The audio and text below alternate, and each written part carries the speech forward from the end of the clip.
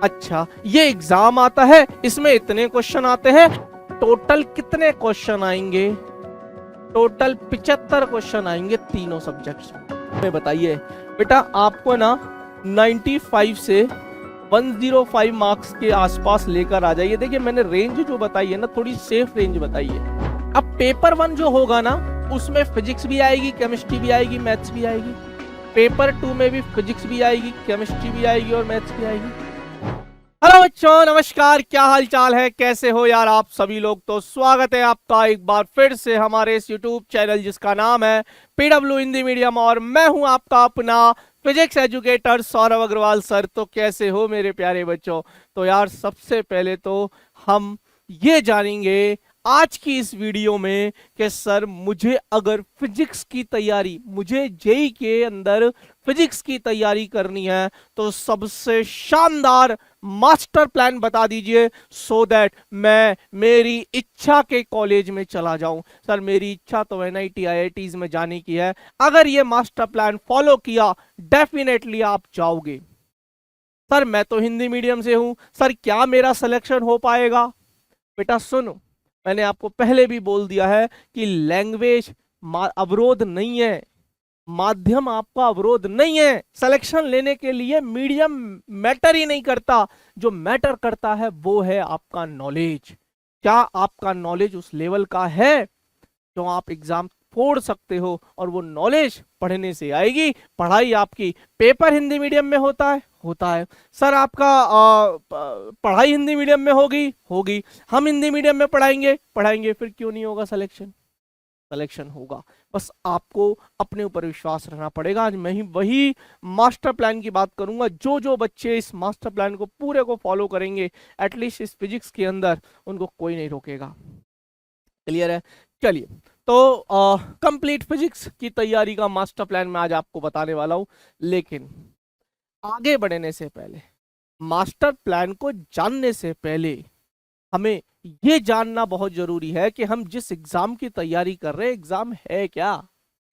कितने number of students बैठते हैं, कितने मार्क्स मुझे लाने हैं, कितने मार्क्स या कितने परसेंटाइल तक अगर मैं ले आऊं तो मुझे आईआईटी एनआईटी मिल जाएगा। देखिए मैं ना बहुत बिलीव करता हूं, और आधी जंग इस चीज से जीती जा सकती है कि मुझे मेरा लक्ष्य पता हो, मुझे मेरा टारगेट पता हो, उसी हिसाब से मैं प्रयास करूंगा। अब लक्ष्य वाले बच्चे, प्रयास वाले बच्चे सुन लीजिए, अर्जुना वाले बच्चों के लिए तो टाइम है, वो तो 2027 में एग्जाम देंगे। लेकिन लक्ष्य और प्रयास वाले बच्चों, आपके लिए बेहद खास है ये सेशन। तो सर हमें प्रयास करना है, पर हमारा लक्ष्य क्या है वो बहुत जरूरी है। आपका माइंड मेकअप तैयार करो कि यार मुझे इस टारगेट तक पहुंच जाऊं, मेरा काम हो जाएगा। अच्छा, ये एग्जाम आता है, इसमें इतने क्वेश्चन आते हैं, इतने परसेंट क्वेश्चन टफ आते हैं फिजिक्स में, इतने परसेंट आसान आते हैं, मेरा तो काम आसान वालों से भी हो सकता है क्या? सर 11th क्लास से कितना आता है, 12th से कितना आता है? सर मेरी तो 11th पूरी बर्बाद हो गई सर। सर तब भी क्या मैं सिलेक्शन ले पाऊंगा? ले पाओगे, और लिया है बच्चों ने। तो आज की वीडियो खास है, जाइएगा मत, मैं फिर बता रहा हूं, मजा आने वाला है। सबसे पहले आपको मैं बताता हूं, ध्यान से सुनना, जो बच्चे हमारे लक्ष्य में हैं, ध्यान से सुनना, लक्ष्य बैच एंड प्रयास बैच, प्रयास बैच। अर्जुना वाले बच्चों आप देखना चाहो देख लो, लेकिन आप इस साल एग्जाम नहीं दोगे, है ना?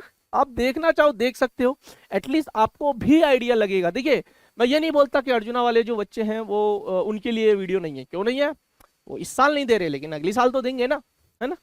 लेकिन इस साल जो बच्चे देख रहे हैं उनको इसलिए बोल रहा हूं क्योंकि आपको तो देखनी ही है ये वीडियो।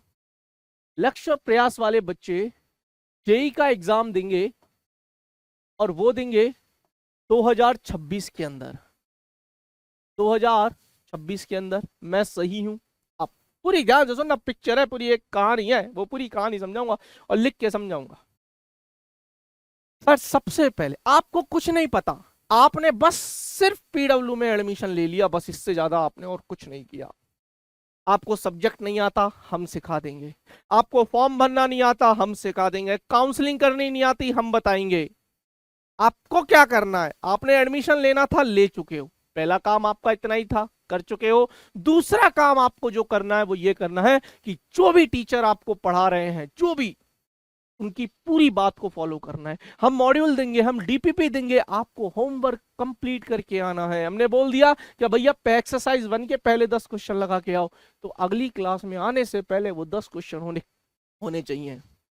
तैयारी की है। अब मैं फिर बता रहा हूँ यार, देखो ये हो सकता है कि आप लोगों को, बहुत सारे बच्चों को बुरा लगे, अच्छा लगे, लेकिन जो बच्चा नहीं पढ़ेगा ना, सिलेक्शन नहीं होगा भाई।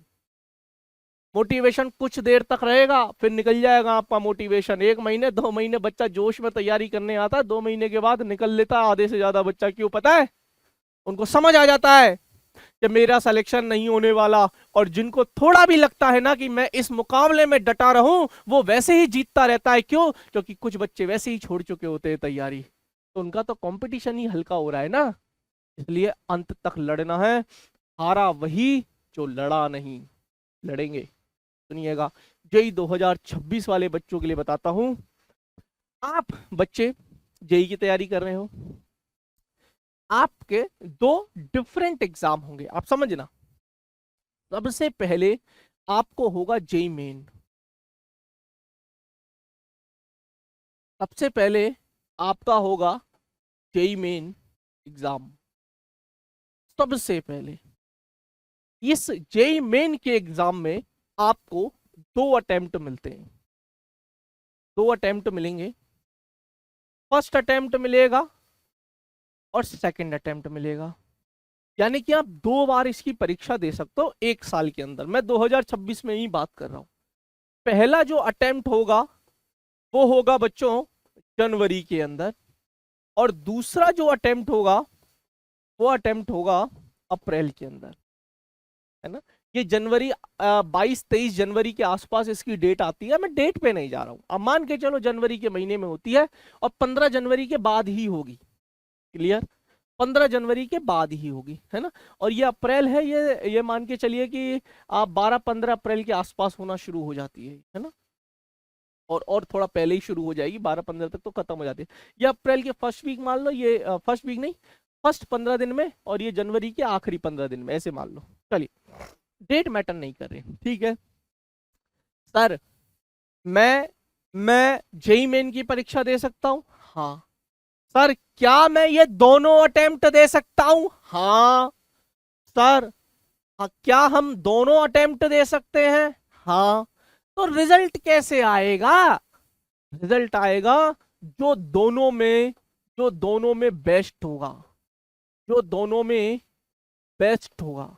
मतलब समझ नहीं आया सर? मैं समझाता हूं, सुन। आपने जनवरी में पेपर दिया, आपने जनवरी में पेपर दिया, और आपके 97 परसेंटाइल आई है। परसेंटेज नहीं है, परसेंटेज नहीं है, इट्स अ परसेंटाइल। अलग मेथड है, वो हम किसी दूसरी वीडियो में सिखा दूंगा परसेंटाइल कैसे कैलकुलेट की जाती है। अभी आप समझ लीजिए बस, परसेंटाइल अलग चीज होती है, परसेंटेज नहीं। परसेंटेज तो आप कैसे निकालते हो? 50 मार्क्स, 100 में से 50 नंबर आए, सर मेरे 50% मार्क्स आए, 50 परसेंटेज बनी। यहां ऐसा नहीं है। अब परसेंटाइल अगर मैं निकालूं तो हो सकता है कि इसी मार्क्स की 90 परसेंटाइल बन सकती है। हो सकता है इतने मार्क्स लाने पर 90 परसेंटाइल बन सकती है, 95 बन सकती है, बनी जा सकती है परसेंटाइल। सिखाएंगे बाद में कभी। अच्छा ठीक है सर। 90 और सर अप्रैल अटेम्प्ट में जो लेकर आए, अप्रैल अटेम्प्ट में आप लेकर आए 99 परसेंटाइल। आप एक ही कैंडिडेट हो, आपने जनवरी में भी पेपर दिया, अप्रैल में भी पेपर दिया, 97 परसेंटाइल जनवरी में आ गए, 99 परसेंटाइल अप्रैल में आ गए। सर रिजल्ट किस में, कौन सा वाला आएगा रिजल्ट में? जो आपकी ऑल इंडिया रैंक आएगी, जो आपकी ऑल इंडिया रैंक आएगी, उसमें बेस्ट वाला कंसीडर किया जाएगा। आपने बेस्ट किस में अच्छा किया? अप्रैल में अच्छा किया, तो आप उसको भूल जाएंगे जनवरी वाले को। और कोई बच्चा जनवरी में अच्छा करता, अप्रैल में नहीं करता, तो उसका जनवरी वाले से रिजल्ट घोषित किया जाएगा। क्लियर? तो टेंशन खत्म सबसे पहले। ऐसा मत। अच्छा एक और डाउट रहता है, सर इन दोनों के मार्क्स जुड़ेंगे क्या? नहीं नहीं नहीं नहीं, सर जनवरी और अप्रैल अटेम्प्ट दोनों के मार्क्स जुड़ के फिर रिजल्ट निकलेगा क्या? नहीं नहीं नहीं, जनवरी का अलग है, अप्रैल का अलग है, दोनों में से जो बेहतर होगा उससे आप उसको सेलेक्ट कर लेंगे, उस परसेंटाइल को वो आपकी AIR निकालने में ले लेंगे। क्लियर है? चलिए, ये चीज तो समझ में आ गई। सर अब आप हमें ये बताइए कि ये जो जेई मेन है कितने मार्क्स का होगा? पहले पहले दुश्मन के बलाबल की था तो पालें। पहले हम जिस जिस जंग के मैदान में जिस चीज को हराने के लिए जा रहे हैं, हम उस एग्जाम के बारे में जान तो लें। एग्जाम की गहराई क्या है, लंबाई क्या है, ऊंचाई क्या है, बहुत जरूरी है ये। तभी आप अपने माइंड को तैयार कर पाओगे कि मुझे कितना गहरा जाना है। जेई मेन का एग्जाम होगा, ध्यान से सुनिएगा बेटा जी, 300 मार्क्स का होगा। कितने मार्क्स का होगा? 300 मार्क्स का पेपर होगा। अच्छा सर, इस 300 मार्क्स में एग्जाम में कौन कौन से सब्जेक्ट पूछे जाएंगे? फिजिक्स पूछी जाएगी, हम पढ़ा देंगे। केमिस्ट्री पूछी जाएगी, हम पढ़ा देंगे। मैथ पूछी जाएगी, हम पढ़ा देंगे। ठीक है, फिजिक्स केमिस्ट्री मैथ PCM। अच्छा सर, टोटल कितने क्वेश्चन आएंगे? टोटल 75 क्वेश्चन आएंगे तीनों सब्जेक्ट्स में। टोटल 75 क्वेश्चन आएंगे तीनों सब्जेक्ट में, और हर एक क्वेश्चन 4 नंबर का रहेगा। यानी कि सर 75 इंटू 4 300 मार्क्स, यही तो बताया था मैंने। क्लियर? इसका मतलब सर 25 क्वेश्चन फिजिक्स में मिलेंगे? मैंने कहा हाँ। सर 25 क्वेश्चन ही केमिस्ट्री में मिलेंगे? मैंने कहा हाँ। और सर क्या 25 क्वेश्चन ही मैथ में मिलेंगे? मैंने कहा हाँ। अच्छा, उसके बाद सर इस 25 में से 20 और 5 ऐसे तोड़ दिया मैंने। सर क्यों तोड़ा? क्योंकि ये 20 तो रहेंगे आपके MCQ। MCQ समझते हो क्या? ABCD 4 ऑप्शन दे दिए जाएंगे। ABCD 4 ऑप्शन दे दिए जाएंगे। ABCD, इनमें से कोई भी एक सही होगा, A सही या B सही या C सही या D सही, टिक करो। सिमिलरली इसमें भी ऐसा ही है। 20 क्वेश्चन MCQ आएंगे, 5 क्वेश्चन आपके न्यूमेरिकल आएंगे, जिनमें ऑप्शन नहीं देंगे, आपको डायरेक्ट आंसर निकालना पड़ेगा। समझ गए? एग्जाम पूरा समझो। 20 क्वेश्चन आएंगे, 5 क्वेश्चन, समझ गए? वही MCQ रहेंगे, है ना? ये जो 5 है ना बेटा, ये जो 5 है ना, ये न्यूमेरिकल वाले रहेंगे। समझ गए? जिनके आंसर आएंगे, ऑप्शन नहीं दिए जाएंगे। तो 20 20 और 20, 60 क्वेश्चन तो आपके 60 क्वेश्चन तो आपके रहेंगे MCQs, ABCD ऑप्शन वाले तीनों में मिलाकर। और बचे हुए 15 क्वेश्चन आपके रहेंगे न्यूमेरिकल वाले। कौन से वाले? न्यूमेरिकल वाले। 75 क्वेश्चन हो गए, और सारे क्वेश्चंस में नेगेटिव मार्किंग है। क्या है? नेगेटिव मार्किंग है। इसका मतलब सही किया तो +4 मार्क्स मिल जाएंगे, गलत किया तो 1 नंबर माइनस हो जाएगा। मतलब मैंने क्वेश्चन नंबर 1 किया, क्वेश्चन नंबर 2 किया, क्वेश्चन नंबर 3 किया। क्वेश्चन नंबर 1 सही कर दिया, क्वेश्चन नंबर 2 गलत हो गया, क्वेश्चन नंबर 3 सही कर दिया। बताओ मेरे कितने मार्क्स आए टोटल? क्वेश्चन नंबर 1 सही किया, 4 मार्क्स। क्वेश्चन नंबर 2 गलत किया, -1। क्वेश्चन नंबर 3 सही किया, 4 मार्क्स। 4 और 4 8, 8 में से 1 गए, 7 मार्क्स। मेरे टोटल 7 मार्क्स आए, है ना? तो ये समझ में आया? इसलिए नेगेटिव मार्किंग से भी बचना बहुत जरूरी है इस एग्जाम में, वरना एक एक मार्क्स आपके कट होते चले जाएंगे। पूरे 75 क्वेश्चन में से मान लीजिए आपने 50 क्वेश्चन किए, और उस 50 में से 10 गलत कर दिए, तो 10 नंबर तो माइनस हो ही गए ना आपके, है ना? तो सोच समझ के आपको अटेम्प्ट करना है। ये समझ में आई?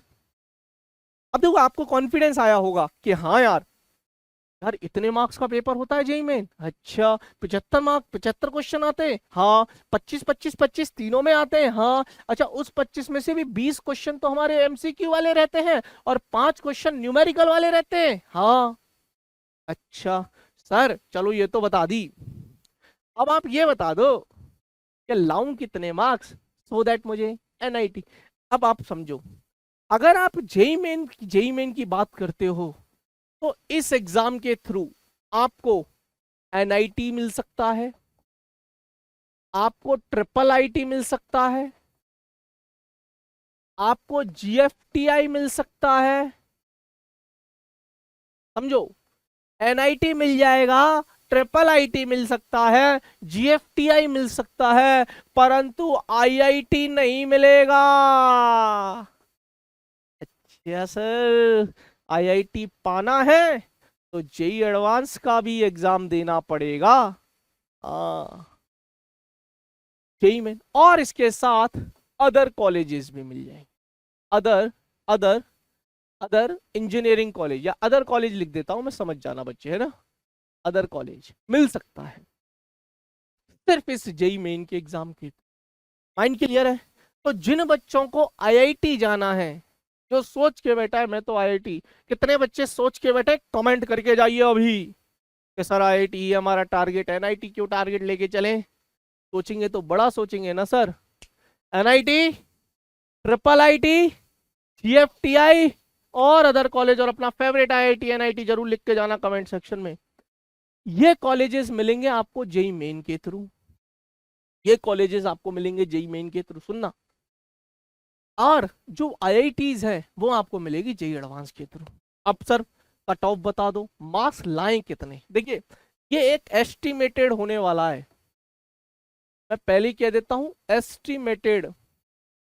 रीजन इज ऊपर नीचे हो सकती है, बट इतने सालों का अनुभव आज झोंक दे रहा हूं इसमें। सुन क्या, 300 मार्क्स में से, देखो ऐसे समझ, अगर आप कैटेगरी वाइज बताता हूं मजा आएगा। अगर आप जनरल कैटेगरी से हैं, अगर आप ईडब्ल्यूएस कैटेगरी से हैं, अगर आप ओबीसी कैटेगरी से हैं, अगर आप एससी एसटी कैटेगरी से हैं, देखिए 300 मार्क्स का पेपर होता है, इसमें किसी को कोई डाउट? मैं रफली बता रहा हूं, अगर आप 300 मार्क्स में से लगभग लगभग 150 मार्क्स के आसपास ले आते हो तो आपको एनआईटी मिल जाएगा। फिर मैं वो ब्रांच कैसी होगी और एनआईटी कैसी होगी वो नहीं बताऊंगा मैं। 31 एनआईटीज है सर। सर, हमें तो एनआईटी टॉप की नहीं मिली, आपने तो कहा था 150 नंबर ले आओ एनआईटी टॉप की मिल जाएगी। मैंने कहा एनआईटी मिल जाएगी, टॉप की नहीं मिलेगी। टॉप की एनआईटी के लिए टॉप मार्क्स लाने पड़ेंगे। मैं तो कम से कम मार्क्स बता रहा हूं कि सिर्फ ठप्पा चाहिए एनआईटी का, ब्रांच कोई सी भी हो सर, 150 नंबर के आसपास ले आइए। थोड़ा बहुत ऊपर नीचे हो सकता है, प्लस माइनस 5%, 5 to 10% पकड़ लीजिए। हाँ या ना? अच्छा सर, मैं तो जनरल ईडब्ल्यूएस में हूं, ये 140 मार्क्स, और सेम सेम ओबीसी का भी सेम साइज आता है 140 मार्क्स के आसपास, आपको एनआईटी मिल जाती है। अब आया सर सबसे असली खेल, सर हम तो एसटी एससी कैटेगरी के हैं, हमें बताइए बेटा, आपको ना 95 से 105 मार्क्स के आसपास लेकर आ जाइए। देखिए मैंने रेंज जो बताई है ना, थोड़ी सेफ रेंज बताई है ना, इस मार्क्स के अगर आसपास। अब बताओ 300 नंबर में से 100 नंबर, एवरेज अपन 100 ले लें, 300 नंबर में से 100 नंबर लाने हैं एसटी एससी कैटेगरी वाले बच्चों, एनआईटी तुम्हारी।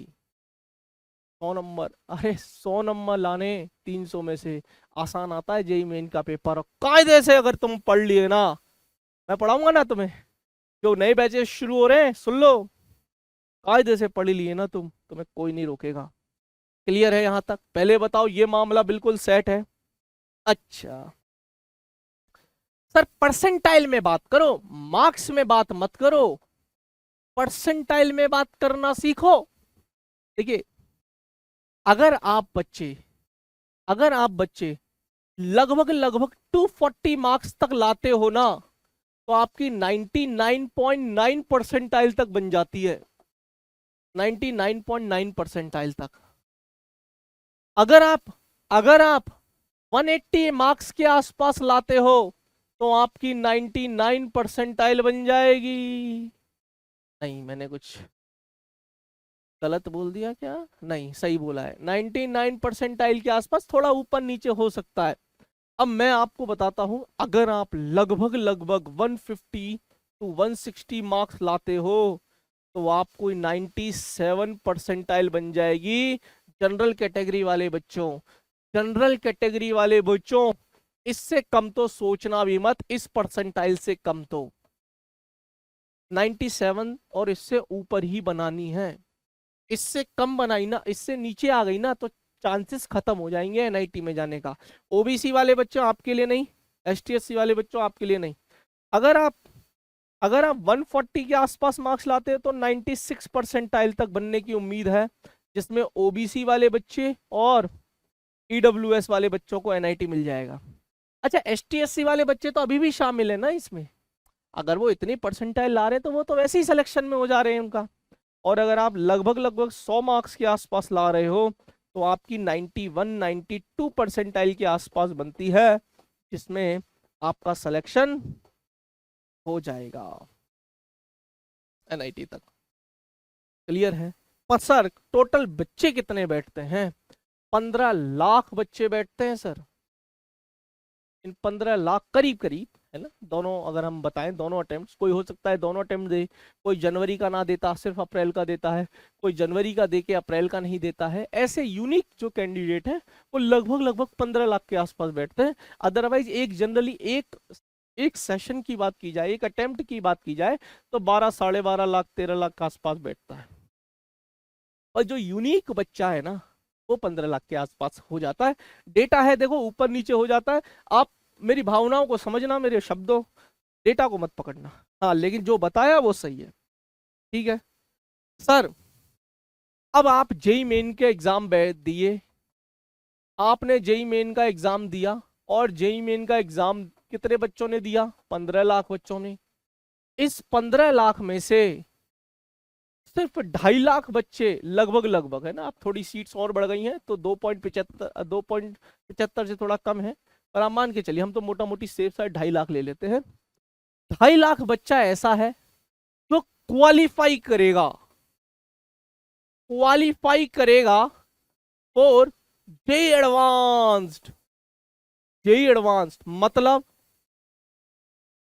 मतलब इतने बच्चे ही जेई एडवांस्ड की परीक्षा दे पाएंगे। आईआईटी नहीं मिल गया उनको, नहीं नहीं नहीं नहीं नहीं नहीं, है सर, ये जेई मेन का एग्जाम दिया, उसमें से 15 लाख बच्चों में से 2.5 लाख बच्चा सेलेक्ट कर लिया, क्या ये 2.5 लाख बच्चा आईआईटी में जाएगा? क्या नहीं जाएगा? ये 2.5 लाख बच्चा तो आईआईटी का एग्जाम देने जा सकता है, वो भी इच्छा है उनकी, जाए जाए नहीं जाए, 2.5 लाख बच्चा एग्जाम देने जाएगा। अब इन 2.5 लाख में से 17-18 हजार बच्चों को ही आईआईटी मिलेगी। कितने बच्चों को? 17-18 हजार के आसपास। हालांकि थोड़ी ज्यादा रैंक तक भी मिल जाती है, 26-27 हजार तक भी मिलती है आईआईटी, लेकिन वो डिपेंड करता है कि इन बच्चों ने, जो पहले के बच्चे हैं, उन्होंने छोड़ दी क्या आईआईटी। अगर वो छोड़ते हैं तो फिर पीछे वालों को मौका मिलता है, लेकिन जो लास्ट रैंक भरी गई थी वो 27 हजार वाले बच्चे, रैंक वाले बच्चे को भी आईआईटी मिल गई थी।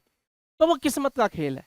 हम क्यों लेके चले 27 हजार? हम लेके चलेंगे कि हमें तो 17-18 हजार में ही आना है अगर हमें आईआईटी चाहिए। तो कंपटीशन शुरू कहां से हुआ था? 15 लाख से। 15 लाख से 17-18 हजार में आना है अगर आईआईटी चाहिए। लगभग लगभग 1% है, इससे थोड़ा सा ज्यादा है, 1% है। मतलब हर 100 बच्चों में से, हर 100 बच्चों में से, हर 100 बच्चों में से, हर 100 बच्चों में से केवल एक बच्चा आईआईटी जाएगा। केवल एक बच्चा आईआईटी जाएगा। कंपटीशन समझ में आ गया? एग्जाम का लेवल समझ में आ गया? गहराई समझ में आ गई? ये आईआईटी का बताया है। एक बच्चा ही आईआईटी में जाएगा, केवल 100 में से 17, लगभग लगभग बता रहा हूँ, है ना, 17-18 हजार है। आप डेढ़ लेना चाहो तो डेढ़ बच्चा ले सकता है, यानी कि हर 200 में से 3 बच्चे, हर 200 में से 3 बच्चे, क्योंकि यहाँ 26-27 हजार तक भी मिल जाता है तो थोड़ा बेनिफिट आपको मिल जाएगा। ठीक है, पर हम और सेफ पकड़ लेते हैं, अच्छी आईआईटी मिल जाए तो और भी अच्छा है। बहुत ही ज्यादा लोअर आईआईटीज लेने से भी कोई सेंस नहीं है ना। अच्छा सर, ये तो बता दिया कि 15 लाख बच्चों में से 2.5 लाख बच्चा ऐसा है वो जेई एडवांस का एग्जाम दे पाएगा, जेई एडवांस का एग्जाम दे पाएगा। क्लियर, सही है। अच्छा, लेकिन जनरल वाले बच्चों के लिए बता देता हूं, जनरल वाले बच्चों, आपकी जो रैंक है अगर वो 1 लाख से कम है इसमें, तो ही आप जेई एडवांस की परीक्षा दे पाओगे। आप ये मत सोचना कि सर आपने तो कहा था 2.5 लाख में आना है, तो मेरी तो 2.5 लाख रैंक आई है जनरल कैटेगरी में, क्या मैं एडवांस की परीक्षा क्यों नहीं दे पा रहा हूं। इसमें भी तो कैटेगरी वाइज सिस्टम है, इसमें तो सारी कैटेगरी के बच्चे हैं ना बेटा, जनरल है, ओबीसी है, ईडब्ल्यूएस है, पीडब्ल्यूडी है, बहुत सारी चीजें हैं, है ना। आपको आपको अगर जेई एडवांस की परीक्षा लिखनी है तो ये रहा आपके लिए, 1 लाख से कम रैंक लेकर आइए, आपको मिल जाएगा। अच्छा सर, एक और बता दो, हमें बहुत सारी चीजों का आइडिया लग गया। अगर आप लगभग लगभग देखो, लगभग लगभग, वैसे तो जेई मेन के एग्जाम में लगभग लगभग 40,000 के आसपास सीट है, 40,000 के आसपास सीट। बट कुछ बच्चे आईआईटी चले जाते हैं, कुछ बच्चे रिपीट करने लग जाते हैं, तो मैं मान के चलता हूं कि 60 से 70 हजार रैंक तक भी, 60 से 70 हजार रैंक तक भी एनआईटीज मिल जाते हैं। मिलेगा गारंटी नहीं है, मिल जाते हैं। ठीक है, मतलब गेम सेफ है। देखो एनआईटी तक तो गेम सेफ है, देखो बिल्कुल सेफ है।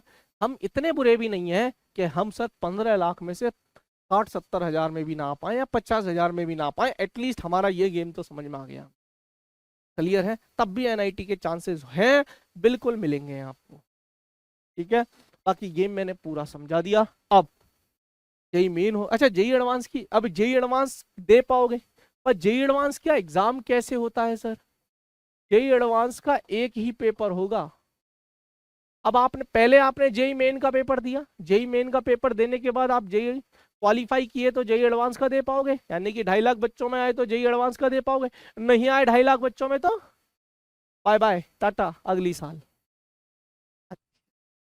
जेई एडवांस का जो पेपर होता है बेटा जी, 360 मार्क्स का पेपर होता है, और एक ही दिन में इसके 2 पेपर होंगे, paper 1, paper 2। Timing I think 9 से 12 और 2 से 5। एक बार चेक कर लेना ये 2.5 ना कर दिया हो, वो देख लेना, क्योंकि ये 9:30 से 12:30 हो गया हो और ये 2.5 से 5:30 हो गया हो, आई थिंक। वो चेक कर लेना यार, थोड़ा सा ना दिमाग से मेरे निकल रहा है, क्योंकि जब मैंने दिया था ना तब यही टाइमिंग था, 2010 या 2011 की बात बता रहा हूँ, है ना। तो 9 से 12, अब ये आई थिंक 9:30 से 12:30 है, जहाँ तक मेरे दिमाग में आ रहा है मेरे, है ना। तो चेक कर लेना टाइमिंग, आधा घंटा शायद इन्होंने बढ़ा दिया है, यहाँ पर भी आधा घंटा है, तो यहाँ 2.5 से 5:30 कर दिया है शायद, चेक कर लेना, है ना। या कमेंट करके बताइएगा प्लीज, मजा आएगा। चलो कमेंट करके बताइए, मुझे करेक्ट करिए, हाँ हाँ मास्टर गलत है, यही सही है। सुनिए, ठीक है, एक अब पेपर 1 जो होगा ना, उसमें फिजिक्स भी आएगी, केमिस्ट्री भी आएगी, मैथ्स भी आएगी। पेपर 2 में भी फिजिक्स भी आएगी, केमिस्ट्री भी आएगी और मैथ्स भी आएगी। 18-18 क्वेश्चन आते हैं, आप तो ऐसे समझो, क्वेश्चन कितने भी आए आप तो, अच्छा इसमें बहुत सारी वैरायटी रहती है क्वेश्चंस की, सिंगल चॉइस आते हैं, मोर देन 1 करेक्ट ऑप्शन भी होते हैं, फिर कॉलम मैच आते हैं, असर्शन रीजन भी कभी कभी डाल देते हैं, हालांकि असर्शन रीजन बंद हो गया है, लेकिन स्टेटमेंट वाइज क्वेश्चन अगर आ गया तो आ गया, है ना कुछ। ठीक है, जेई एडवांस का पेपर का पैटर्न प्रेडिक्ट करना नहीं संभव है। आप मुझसे पूछो कि 2026 के अंदर जेई मेन का पेपर पैटर्न क्या रहेगा, मैं बता दूंगा। 2026 के अंदर जेई एडवांस का पेपर पैटर्न क्या रहेगा, नहीं बताऊंगा। ये पुराना डेटा से चल रहा हूं इसलिए बता रहा हूं, अदरवाइज पैटर्न क्या रहेगा मुझे खुद भी नहीं पता। रीजन क्योंकि वो उसी समय खुलेगा जब बच्चा पेपर देगा, सबसे पहले पता ही बच्चों को चलता है। अरे इस बार इन्होंने इस पैटर्न के क्वेश्चन भी डाल दिए, कांट प्रिडिक्ट जे एडवांस को। सुनिए ठीक है, फिजिक्स केमिस्ट्री मैथ आई, ये समझ लेना। अब ध्यान से सुनना, अगर मैं आईआईटीज की बात करूं कि सर कितने मार्क्स लेकर आए, लगभग लगभग इसमें परसेंटेज चलता है, इसमें आसान है। अगर आप 360 में से लगभग लगभग 120 मार्क्स ले आते हैं जनरल वाले बच्चे, आईआईटी मिल जाएगा आराम से, आराम से। ये तो थोड़ा सेफ साइड लिया है मैंने, इससे कम मार्क्स पर भी मिल जाता है। पेपर बहुत टफ आते, जैसे इस साल आया था 2025 के अंदर, बहुत कम कट ऑफ गई है, पर मैं वो बता नहीं रहा हूँ, नहीं तो तुम लोग उसके हिसाब से तैयारी करने लग जाओगे। सेफ साइड बता रहा हूँ, 33% मार्क्स, 33% मार्क्स। अगर सर हम ओबीसी से हैं तो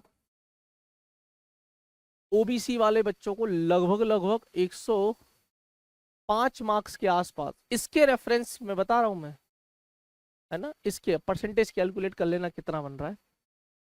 अगर मैं SC ST वाले बच्चों की मैं बात करूं तो लगभग लगभग 60 मार्क्स के आसपास, 60 से 70 मार्क्स के आसपास आप ले आइए, आपको आईआईटीज मिल जाएंगी 360 में से, 360 में से। ठीक है, क्लियर? किसी को कोई डाउट है?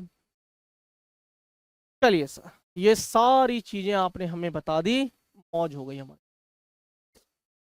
अब पढ़ना कैसे, एग्जाम डाल लिया, जेई मेन जान लिया, जेई एडवांस जान लिया, कट ऑफ वट ऑफ सब जान ली। अब फिजिक्स कैसे पढ़ें, फिजिक्स कैसे पढ़ें?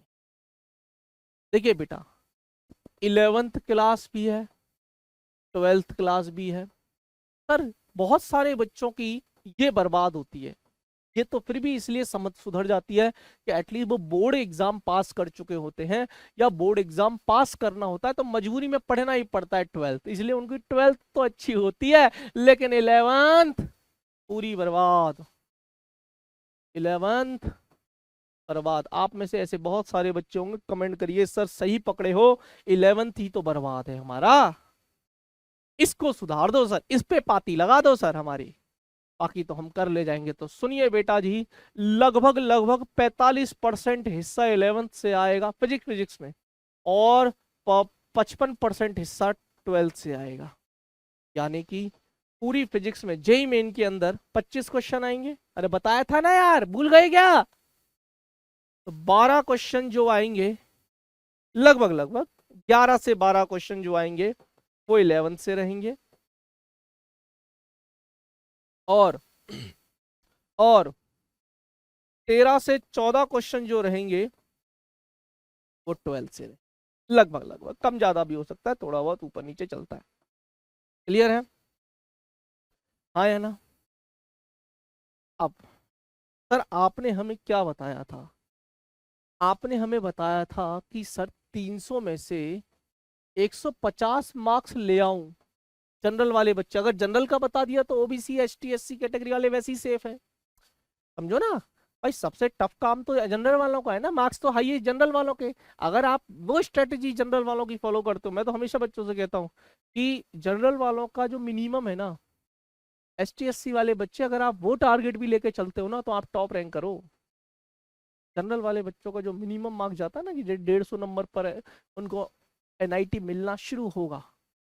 आप इनके मिनिमम मार्क्स को टारगेट कर लो कि यार 150 नंबर लाने मेरे को, तो आप ST SC कैटेगरी में हो, आपकी वैसे ही टॉप रैंक में आ जाओगे, आप अच्छी रैंक आना स्टार्ट हो जाती है, आपकी कैटेगरी का फायदा मिलता है। क्लियर? सुनिए, 150 मार्क्स कितना बना? 50%, यानी कि 25 में से 12, 12.5 क्वेश्चन, 13 क्वेश्चन पकड़ लो। तो सर मेरी तो 11th बर्बाद है, पर मुझे तो 13 क्वेश्चन करने हर पेपर में। अरे यार फिजिक्स का बता रहा हूं, ऐसी केमिस्ट्री में भी 13 कर ले, मैथ में भी 13 कर ले, तो 50% हो जाएगा ना। इसका मतलब सर 11th मेरी बर्बाद भी हो, अगर मैं 12th भी अच्छा कर लूं तब भी तो मेरे 13 क्वेश्चन डायरेक्ट हो जाएंगे। इसका मतलब सिर्फ 12th पढ़कर भी मैं एनआईटी में जा सकता हूं, लेकिन थोड़ा रिस्की है, क्योंकि थोड़ा बहुत ऊपर नीचे हुआ और मामला आपका फिसला। एसटीएससी वाले बच्चे आप तो अभी भी सेफ हो, आप तो सिर्फ 12th पढ़ जाओ ना तब भी मजा है, लेकिन 12th समझ में नहीं आएगी बिना 11th के, इसलिए 11th पढ़ना जरूरी हो जाता है। पढ़ लो ना, क्या दिक्कत है 11th में, नहीं प्रॉब्लम क्या है, पढ़ लो। लेकिन जो जनरल कैटेगरी का बच्चा है, आपको मैं बता रहा हूं, अगर 13-14 क्वेश्चन का गेम लेकर चलोगे और 13 को 14 क्वेश्चन सही होने चाहिए, तो ये तो रिस्की मामला है ना। तो थोड़ा बहुत क्वेश्चन तो सर हम 11th से भी खींचना चाहते हैं। कल को अगर हमारी 12th से 2-4 चैप्टर ने धोखा दे दिया तो 11th के 2-4 चैप्टर हमें बचा ले जाएंगे, इसलिए 11th पढ़ना जरूरी है, इसलिए 11th में पढ़ाऊंगा। 11th की इंपॉर्टेंस समझ में आई? सर बर्बाद है ना हमारी, तो बर्बाद नहीं होने देंगे हम, है ना। अब मैं समझाता हूँ आपको कैसे पढ़ाऊंगा। ठीक है, तो 150 मार्क्स का मतलब हो गया 50%, 50% का मतलब हो गया 50% का मतलब हो गया 50 मार्क्स ले आइए। अरे फिजिक्स का पेपर 100 नंबर का आएगा ना, टोटल 300 मार्क्स का आता है, तो 100 मार्क्स में से 50 मार्क्स ले आइए फिजिक्स में। 50 मार्क्स का मतलब हो गया 13 क्वेश्चन सही कर दीजिए, सही कर दीजिए, सही कर दीजिए। 13 क्वेश्चन का मतलब है सिर्फ 12th भी पढ़ ली, लेकिन थोड़ा रिस्की है, इसलिए थोड़ा 11th भी पढ़ेंगे। गेम बहुत सेफ है, क्वेश्चन बहुत टफ नहीं आते हैं। आपको जो मैं बताऊंगा, मैं बैच में हूं, प्रयास वाले बच्चे जो प्रयास में मुझसे पढ़ेंगे और लक्ष्य वाले बच्चे जो मुझसे लक्ष्य में पढ़ेंगे, मैं वचन अर्जुना में भी पढ़ेंगे, लेकिन अभी अर्जुना की मैं बात नहीं कर रहा हूँ, 2.0 की मैं बात कर रहा हूँ। यकीन मानिएगा, मेरे नोट्स पढ़ लेना बस, और तुम मेरे नोट्स देख, फील आएगा। प्रॉपर कायदे से मेहनत करेंगे, सिर्फ तुम मेहनत नहीं करोगे, मैं भी मेहनत करूंगा, मिलके पढ़ेंगे, मिलके मचाएंगे। ये टारगेट है ना सर, ये तो मिनिमम टारगेट है, हम इससे ज्यादा ही अचीव करेंगे। ऐसा वादा करके चलेंगे कि सर 70-80 नंबर तो फिजिक्स में हम फोड़ेंगे ही फोड़ेंगे जेईई मेन के अंदर।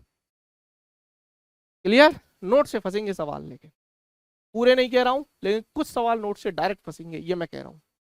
चलिए, ये हो गया, क्लियर है। और हिंदी मीडियम में मॉड्यूल्स आपको मिलेंगे, डीपीपीज आपको मिलेंगे, भर भर के मिलने वाला, इसलिए ज्वाइन नहीं किया है ना, जाके ज्वाइन कर लेना, बैच बहुत जल्दी शुरू हो रहा है। 2.0 लॉन्च हो चुका है, 2.0 जाकर ज्वाइन करिए। जो बच्चे 12th में हैं उनके लिए लक्ष्य बैच है, और जो बच्चे 12th पास कर चुके हैं उनके लिए प्रयास बैच है। ड्रॉपर वाले बच्चे प्रयास में जुड़ेंगे, 12th वाले बच्चे लक्ष्य में जुड़ेंगे, और जो बच्चा 11th में है, 10वीं से 11वीं में आया, अर्जुना में जुड़ेंगे। सुनिए, बिल्कुल जीरो से सिलेबस शुरू होगा। तो ऐसा भी नहीं है कि सर हमारा तो सिलेबस निकल गया होगा, अरे नहीं निकला है, अभी शुरू ही नहीं हुआ है, बस शुरू होगा। अब देर मत करना बच्चे, अब जुलाई आ गई है ना, जनवरी में एग्जाम है हमारा। चलिए, ठीक है सर, ये भी हो गया, ये भी हो गया। अब मेरी बात सुनिए, चैप्टर वैप्टर तो वो तो सब मैं पढ़ा दूंगा आपको। पहले तो आपको क्या करना है बेटा जी, पढ़ना कैसे है, डेली मिनिमम 12 घंटे पढ़ने, मिनिमम। इससे ज्यादा पढ़ पाओ बहुत अच्छी बात है, 12 घंटे की सेल्फ स्टडी करनी ही करनी है, हद मार के। कम से कम 4 घंटा फिजिक्स पढ़ेंगे, 4 घंटा केमिस्ट्री पढ़ेंगे, 4 घंटा मैथ पढ़ेंगे। इस 4 में से 1.5 घंटे का तो सर आपकी लेक्चर ही हो जाएंगे, लाइव क्लास, ये भी शामिल कर रहा हूं ना मैं तो, लाइव क्लास। आधा घंटा 30 मिनट रिवीजन करेंगे सर, जो क्लास में आपने पढ़ाया उसको फटाफट से रिवीजन करेंगे। अब बचे 2 घंटे, सर 2 घंटे क्वेश्चंस की प्रैक्टिस करेंगे।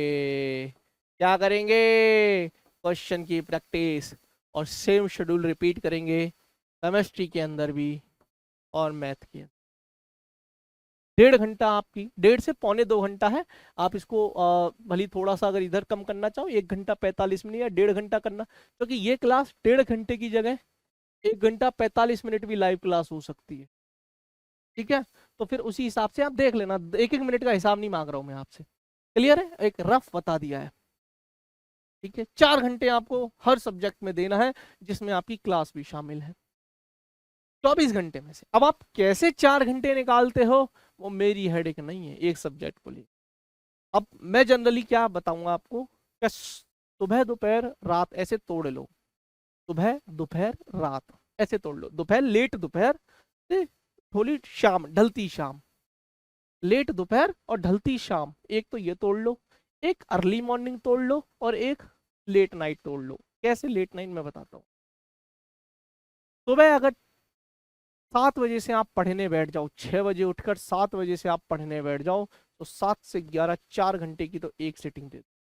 लगातार नहीं देनी, क्लास देनी है, फिर थोड़ा वॉक करिए आए, फिर घूम के आ गए, फिर बैठ गए, तो 11 के 11:30 हो जाएंगे वो ब्रेक ब्रेक लेने के बाद।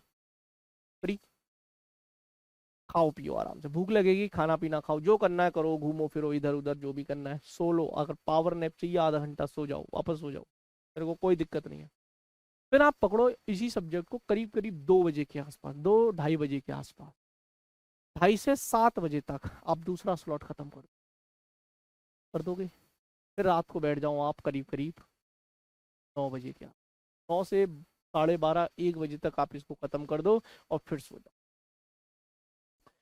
आप मान के चलिए 6 घंटे की ही आपको, और अगर आप बिल्कुल दिन में आप एडजस्ट करना चाहते हो इस टाइमिंग को, तो आप दिन में भली 2 घंटे 1 घंटा सोना चाहो दिन में सो लो, रात को भली आप 6 घंटे सो रहे हो, रात को 6 घंटे सोना है, 1 घंटा दिन में सोना है, जरूरी है बिल्कुल दिन में सोना, क्योंकि माइंड बहुत अच्छा काम करता है दिन में, मतलब सोने के बाद सो जाना, थक जाता है यार दिमाग, है ना। शेड्यूल आप बता देना, मैंने मोटा मोटी आपको बता दिया, 4 घंटे की डेली डेली हर सब्जेक्ट को देना है।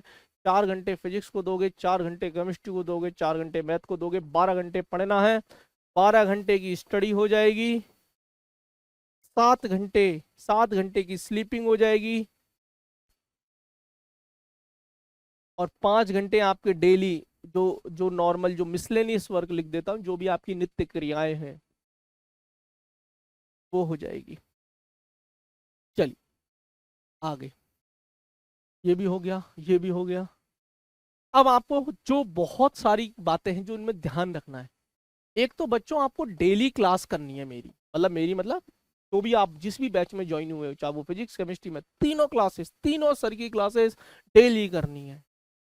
सर मैं तो बीमार हूं सर, मेरे तो सर में दर्द हो गया सर, मैं नहीं कर पाऊंगा, अबे मर थोड़ी ना गए हो, लोग टॉपर दवाइयां ले लेके नहीं पढ़ते थे, तेरे सिर में दर्द हुआ है, दवाई लो और पढ़ने बैठ जाओ। ये तुम्हें अगर ये लगता है ना कि सर ये बहुत बहुत जुल्म है, अत्याचार है, अत्याचार नहीं है, ये स्ट्रगल है, बस एक एक एक एक जर्नी है, समझ गए, इसको सबको भोगना है, ये अगर कामयाब बनना है तो ये चलना पड़ेगा कठिन रास्तों पर।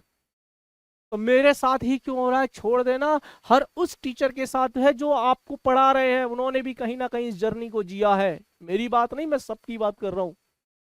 और हर उस इंसान को जो जो डॉक्टर है, जो इंजीनियर है, उसने भी इसको जिया है। सुनिए, डेली क्लास लेनी है, प्रण ले लो, डेली का डेली होमवर्क करना है, डेली होमवर्क करना है। अगर आप शॉर्ट नोट्स बना पाओ तो जरूर बनाइए, शॉर्ट नोट्स जरूर बनाइए। आपको डीपीपी मिलेंगी, डेली प्रैक्टिस प्रॉब्लम या डेली प्रैक्टिस पेपर बोल देते हैं, ये जरूर आपको करना है, डीपीपी सॉल्व करना है। और जो क्वेश्चन नहीं हो रहा वो हमसे पूछिए, हमसे पूछिए, नहीं तो 24/7 आपको video solution doubt solving available है हमारे पास, नहीं तो आप वीडियो सोल्यूशन भी देख सकते हो, है ना, उन्हीं क्वेश्चंस का। समझ में आ रहा है? तो डेली होमवर्क हो गया, डेली क्लासेस हो गई, होमवर्क हो गया, और जो मॉड्यूल हम आपको देंगे, मॉड्यूल जरूर ले लेना बेटा जी, मॉड्यूल्स भी आपको सॉल्व करना, और इतना कर लीजिए, क्लास नोट्स तो आपको पढ़ने ही पढ़ने, रिवीजन करिए जितना ज्यादा हो सकता है ना, उतना ज्यादा क्लास नोट्स का रिवीजन करिए, बल्ले बल्ले क्वेश्चंस की प्रैक्टिस करिए। Sir minimum number of questions कितने लगा, देखो इसकी कोई लिमिट नहीं है कि मिनिमम कितने लगाऊं, फिर भी on an average daily daily 20 question पर सब्जेक्ट बता रहा हूं, 20 क्वेश्चन पर सब्जेक्ट। और ये जो 20 क्वेश्चन आप लगाओगे ना पर सब्जेक्ट, ये डिफरेंट डिफरेंट वैरायटी के होने चाहिए। सर एक जैसे सारे लगा लिए सर मैंने तो, सर F = ma पर 10 सवाल लगा लिए सर मैंने तो, सर F बराबर एम ए पर 10 सवाल लगा लिए सर, V बराबर U प्लस एटी पर 10 सवाल लगा लिए सर। क्यों लगाए सर? आपने तो बोला था डेली 20 क्वेश्चन कर रहे हैं, 20 क्वेश्चन कर लिए सर मैंने। अबे एक जैसे नहीं करने, डिफरेंट डिफरेंट वैरायटी के दिमाग लगाने वाले सवाल करने, धीरे धीरे लेवल बढ़ाओगे। क्लियर? बस ये कर लीजिए। और जो मैंने फिजिक्स का बताया सेम केमिस्ट्री कर लीजिए, मैथ कर लीजिए, सेम स्ट्रेटजी, सब कुछ पढ़िए। कलेक्शन आपके हाथ में होगा। जो एंड रिजल्ट होगा ना बेटा, वो यही होगा, मैं आपको बता देता हूँ। सफलता मिलेगी। क्या मिलेगी? सफलता। और हमारी सफलता, सर या तो हमें एनआईटी जाना है या हमें आईआईटी जाना है, इसके अलावा हमने कुछ सोचा नहीं है। वो घोड़ी होती है ना, घोड़ी, ऐसे उसके पट्टी लगी होती है, कभी देखा होगा बारात वाली घोड़ी के, ना वो इधर देखती है ना वो इधर देख पाती है, सीधा देखती है वो। बांध लो पट्टी। सर इधर उधर कुछ दिखता ही नहीं है सर, जीवन में दिखता ही आईआईटी है, दिखता ही एनआईटी है, जाएंगे अब हम जाकर रहेंगे। ठीक है, तो बस खत्म करते हैं बच्चों। उम्मीद करता हूं आपको अच्छा लगा होगा, मजा आया होगा। मिलते हैं नेक्स्ट सेशन में। अगर कोई और सेशन इस तरीके का चाहिए तो मुझे कमेंट करके बताइएगा कि किस टॉपिक के ऊपर मैं आपको ये सेशन लेकर आऊं, या बेस्ट बुक्स का लेकर आऊं कि सर बुक्स कौन कौन सी ले पढ़नी चाहिए फिजिक्स के अंदर। तो आप मुझे कमेंट करके बताइए, नेक्स्ट वीडियो आपकी उसके लिए, लेकिन कमेंट्स होने चाहिए तभी मैं बताऊंगा। ठीक है, तो आज के लिए इतना ही। मिलते हैं नेक्स्ट सेशन में। तब तक के लिए बच्चों अपना ख्याल रखिएगा, हंसते रहिएगा, मुस्कुराते रहिएगा, और हाँ, जुड़े रहिएगा मेरे साथ, आपके अपने सौरभ सर के साथ, आपके अपने फिजिक्स वाला के साथ। तब तक के लिए बाय बाय, धन्यवाद।